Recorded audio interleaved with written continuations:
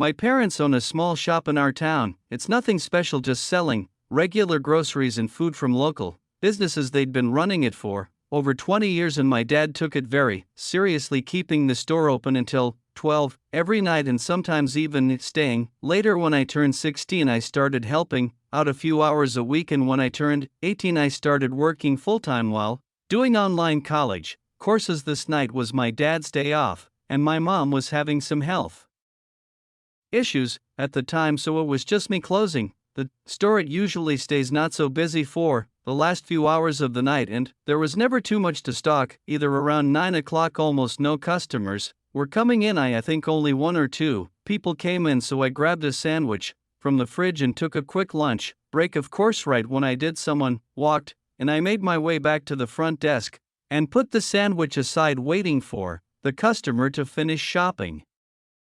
First, I pulled my phone out, and after a couple minutes, I looked up to see how the customer was doing, but didn't see him. I scanned in the room again and still didn't see him anywhere, thinking they were maybe in some off angle I couldn't see. I waited a few more minutes, but they still never came into sight. I didn't even hear them either. Feeling off, I walked around the counter and started looking through the aisles, and it didn't take long to find them. In the second aisle, a man was crouched down at the end, staring at the floor and not moving or making a sound. Sir, the man immediately looked up at me, then stood up and continued to stare at me. All I could focus on were his eyes. They were wide and full, kind of in an unsettling way, but after a couple seconds he quickly walked away and out of the store, never having spoken a word. Once I saw him leave, my first reaction was to check where he was crouching to see if there was any reason to be there, but there wasn't.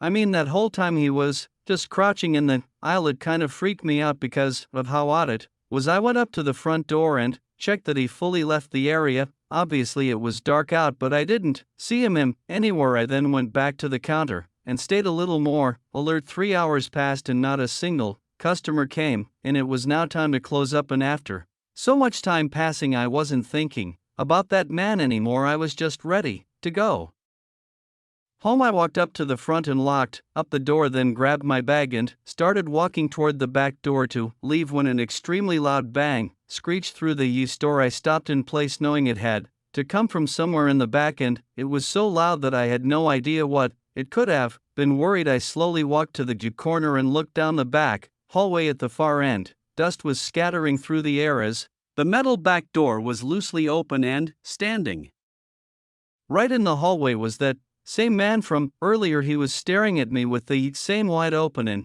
eyes. I didn't know what to say or do. It was like I was just frozen in that moment. Despite his clear determination to break in, he didn't look angry. He had no emotion at all. I took a few slow steps back, then ran for the front, leaving the store and running to the other side of the street, calling 911. I called my dad too, and he rushed over to make sure I was okay. The man at the store was gone when police got there, but he left behind a sledgehammer sitting on the pavement behind the door. At first sight, nothing looked to be missing or stolen, so his intentions are anyone's best guess. It's clear he was unstable though, which means he could have been planning anything. Thankfully for me, I didn't have to find out what that was. I'm a warehouse worker for a small business in my city. I'd been in and out of jobs for a while, so this wasn't really a career or anything. I just did what I had to do every night, and that was it. Specifically, I had to unload pallets of shipments that came in and put everything in their designated places in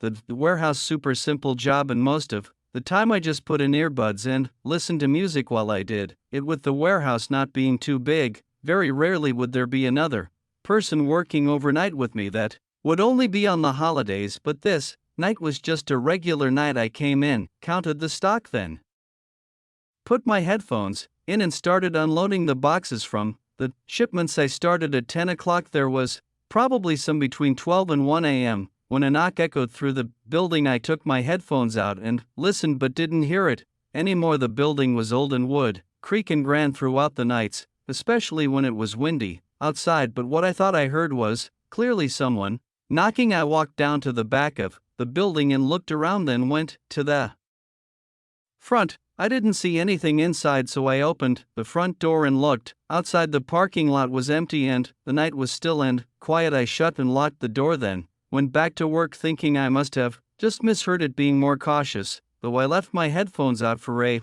bit. 20-ish minutes went by before I heard something. Again, this wasn't a knock, though it was more of a single thump coming from the front. I hurried down the hallway and up to the front portion of the warehouse. Nothing was there, no signs of anything wrong or anyone at the door. I knew what I heard this time, though, which is why I got kind of nervous. I stood in the middle of the room for a moment and just looked around, silently listening and looking for something, anything to be the cause of these noises. Standing there, I got a bad gut feeling, just that something wasn't good about this. I walked up to the front door and leaned on it to look out at the parking lots again, but as I put my weight on the door, it swung open with ease. I stumbled forward, not expecting it. It was almost as if the door wasn't locked or even latched at all, yet I had checked and locked it not even a half hour ago. I looked at the door, then saw the latch lying broken on the ground in front of me. My stomach tightened and I felt my adrenaline suddenly spike. Not even a second later, I heard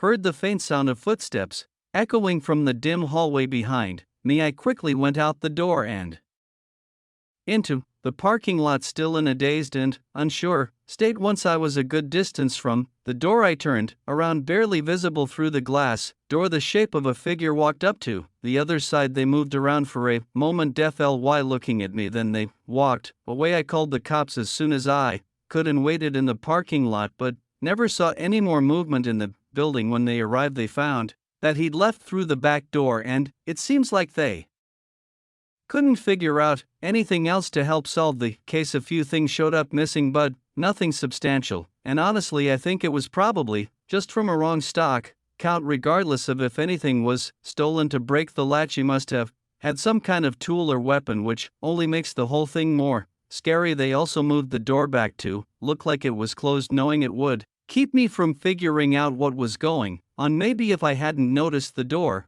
was broken, I would have come face to face with whoever that man was, and I have no way of knowing how that would have turned out. Although unlikely, I couldn't shake the feeling that he was coming after me for some reason, so I've since left that job and moved on, hoping I don't run into him again. I'm a receptionist at a popular hotel chain in the US. For the better part of a year, I'd been working overnights. This night I was doing my usual shift of 11 p.m. to 7 o'clock a.m. It was pouring outside, so I wasn't expecting any walk-ins, and on the schedule it didn't show any bookings starting tonight. On nights like these, my job is to just stay awake and take phone calls or help current customers with any room services or checkouts. We had a coffee machine in the hotel lobby, so I had a cup of coffee next to me as I tried to stay awake. Even having been on overnights for a while now, I still had trouble with getting tired on my shifts. The rain outside made me even more tired